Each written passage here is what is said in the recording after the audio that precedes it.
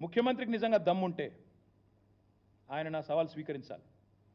Let him accept this challenge. Kodangal పోదాం, లేదా నీ ఇష్టం, ఉమ్మడి పాలమూరు ఏ కాన్స్టిట్యున్సీకైనా పోదాం, నీ ఇష్టం. సొంత ఊరు కొండారెడ్డిపల్లికైనా పోదాం. ఆ ఊళ్ళో అయినా 100% రుణమాఫీ అయిందా నువ్వు రుజువు చేయి. అక్కడ ఉన్న రైతులందరినీ కూర్చోబెడదాం. మీడియా సెక్యూరిటీ వద్దు, ఆఫీసర్లు, చీఫ్ సెక్రటరీలు, భయపెట్టేటోళ్ళు, బ్యాంకర్లు ఎవరొద్దు. మీడియా నువ్వురా, నేను వస్తా మా పార్టీ నుంచి రైతులతో చెప్పిస్తే అక్కడనే మీడియాకి నా రాజీనామా ఇచ్చి రాజకీయ సన్యాసం. మళ్ళీ మీరు నా ఇంటర్వ్యూ కూడా మళ్ళీసారి ఇవ్వాల్సిన అవసరం ఉండదు, మీకు కూడా బాధ ఉండదు. అట్లా అక్కడే వదిలేసి వచ్చేస్తా. నిజంగా నాకు ఆయన మానసిక సంతులనం మీద డౌట్ ఉంది. ఎట్లా తయారైందంటే సచివాలయం కింద నిజాం నిధులు ఉన్నాయంటాడు. కేసీఆర్ గారు ప్రగతి భవన్ నుంచి సొరంగం తవ్వుకపోయింది అంటాడు. ఆడపోయినాక లంకె బిందెలు ఏది ఉన్నాయేమో వచ్చినా లేవంటాడు. తర్వాత ఇప్పుడు సడన్గా దిల్సుఖ్ నగర్లో విమానాలు దొరుకుతున్నాయి అంటాడు. బాక్రానంగల్ ప్రాజెక్ట్ తెలంగాణలో ఉందంటాడు.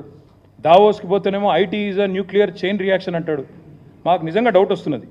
ఇంకా విచిత్రం, పోనీ ఇదేమో తెలియక మాట్లాడింది అనుకోవచ్చు. ఇంకోవైపు అహంకారం. గ్రూప్ అభ్యర్థులు పరీక్షలు వాయిదా వేయండి, పోస్టులు పెంచండి అంటే వాళ్ళని సన్నాసులు అంటాడు. కోచింగ్ సెంటర్లు 100 కోట్ల రూపాయలు వాటి కోసం దండలాడుతున్నట్టాడు. గౌడన్నలను చెట్టెక్కిస్తాడు. కాటమయ రక్షా కవచం మీద పెట్టి చెట్లు ఎక్కించి మీ కళ్ళ నీళ్ళని కలుపుతారని అడుగుతాడు. ఎవడన్నా ముఖ్యమంత్రి చేస్తారండి అట్లా? వాళ్ళ కులవృత్తిని వాళ్ళందరిని అవమానించే విధంగా వాళ్ళని చెట్లు ఎక్కించేదో సర్కస్ లెక్క ఈయన కింద కూర్చొని మైకులల్లో మాట్లాడొచ్చును. అట్లా ప్రైవేట్ స్కూల్లో టీచర్లు అందరూ ఇంటర్ డిగ్రీ ఫెయిల్ అయిన వాళ్ళు అంటాడు ముఖ్యమంత్రి. వాళ్ళు వీళ్ళు కాదు, ఎవరో తెలిసి తెలియక ఒక ఎమ్మెల్యేనో ఎంపీ మాట్లాడింది అనుకుంటే వేరు. మహబూబ్ నగర్ జిల్లా, ఈరోజున్న మహబూబ్ నగర్ ఏదైతే ఉందో అక్కడ లోన్ తీసుకున్న రైతులు 1,72,433 ఉంటే ఈ 3 ఇన్స్టాల్మెంట్స్లో మొత్తం ఇప్పటిదాకా మాఫీ అయింది 71,000కి మాత్రమే. అంటే ఇంకా 1,00,000 మందికి పైగా రైతులు ఒక్క మహబూబ్ నగర్ జిల్లాలో వెయిట్ చేస్తూ ఉన్నారు. ఇంకా ఖమ్మం జిల్లా తీసుకుంటే, ఎందుకంటే ఉప ముఖ్యమంత్రి గారి జిల్లా, అక్కడ రుణం తీసుకున్న వాళ్ళు రైతులు 157 రైతులు, 3,73,157.